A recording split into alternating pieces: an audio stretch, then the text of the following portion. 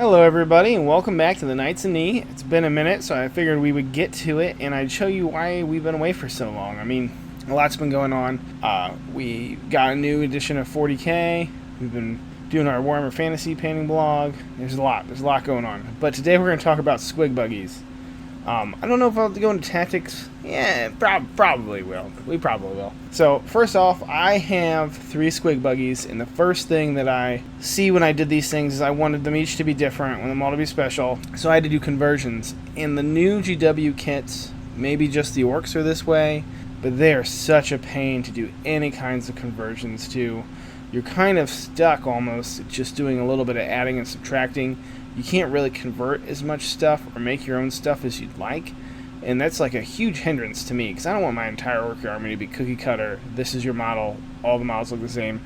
It's an Ork army. It's supposed to be all different. So that was kind of a butt in the bug right away. I kind of got around that in a way, shape, or form by doing a little adding and subtracting. Like on this blue buggy we're looking at right here, there's a little saw blades that go under these things, and I just didn't put those on, and I added on some extra tires.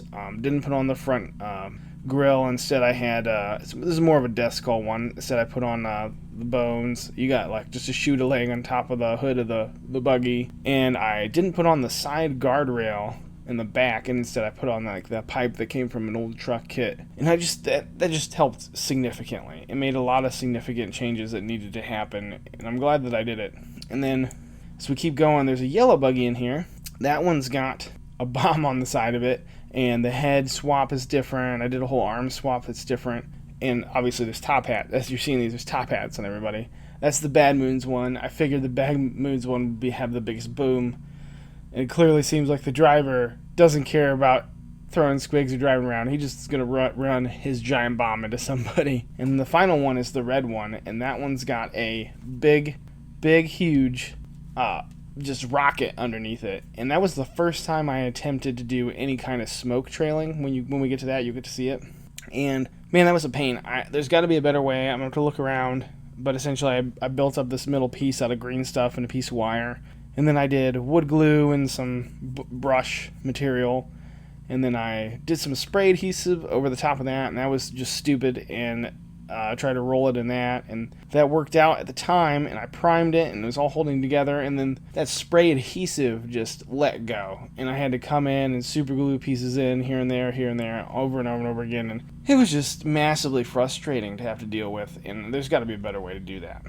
But overall, typical Ork stuff for me now. And I'm actually probably going to do a comparison video to what I did 20 years ago and what I do today. And the difference, the changes in kid me to now that I've made. I mean, I'm not a professional painter, but it's significant. It's just proof that like if you do what you like and you try, just keep trying, you're going to get better. I mean, that's just how life works. You're going to get better at stuff the more you do them. The buggy tactics, they got reduced. I think they're 100 or 110 points now. I can't remember which.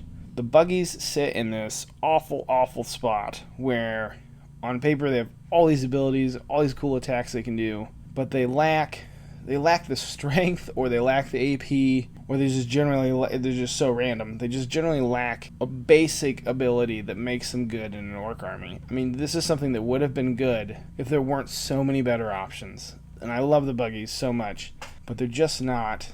They're not a competitive choice. And I'm going to try my hardest to make them competitive. There's a custom upgrade for them that lets you wound on. You get +1 on your you +1 to your wound rolls for the buggies launches, and you need it. If you're going to run buggies, you pretty much have to give it. If you want these buggies to do something, you pretty much have to give it to them. That's such a huge boon that they have to have, and it's unfortunate because you're either now stuck with having to take a mech shop to give a custom job to something else, or not take buggies, so you don't have to give them the only upgrade they really can have. They have squig tires, but they're already so fast it doesn't really matter. There's just so many things that benefit more, and I'm thinking right off the top of my head, a Morkanaut with +1 to hit from, I think it's Sparkly Bits for that custom job is going to do more than these 3 buggies can the entire game with their custom job. And I think if you put these 3 buggies against that Morkanaut, the Morkanaut's going to snuff them out faster than you can say, look out.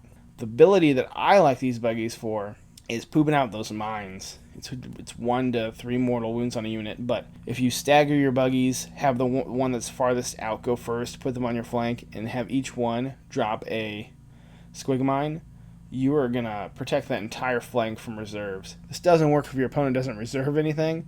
Completely pointless. But if your opponent has something they can deep strike and they're going to put in reserve, or you're really worried about reserve units, oh man, this could protect an entire flank. Because no one wants to take, I mean, just these 3 in a row, no one wants to take, and you can't get rid of the markers either, no one wants to take 1, so I guess it'd be 3 to 9 mortal wounds just for coming in from reserve. No one wants that, and that's what these buggies really do, is you're paying 100, 110 points apiece for area denial. But outside of that, I have to say that I really do like the buggies. I love the way they look, and I don't know, I think I'm gonna try to make them work. I also saw an interesting tidbit today on the Ork community page, amongst the constant dribbling and crying that you normally see on the Facebook. I saw a dude comment about putting big mobs of Gretchen in reserve and then outflanking with them. What a brilliant person. Like, you would think nothing about 30 Gretchen coming on the board, but this edition is 100% about objectives. I've only had a chance to play a few games, and I have to tell you, if you are not designing your lists to take and hold an objective for the rest of the game by turn 1 and 2, you're not going to win your games. And you're just going to be frustrated. Really, even in friendly games, you're going to have a bad time. So I would encourage everybody to play around, try these unique things that we normally wouldn't do. Who knows? I mean, you could have the next brilliant idea, and everyone's like, this is frickin' the cream of the cream right here. This is the greatest thing I've ever heard. And I really encourage you all to, like, give me your ideas, give me your thoughts, whatever you want to do. Let's figure out the best, weirdest list that we can make with the worst things, and then let's make them work. Let's make it all work. 100 years of making it all work. But you guys have a great day, and thanks for watching.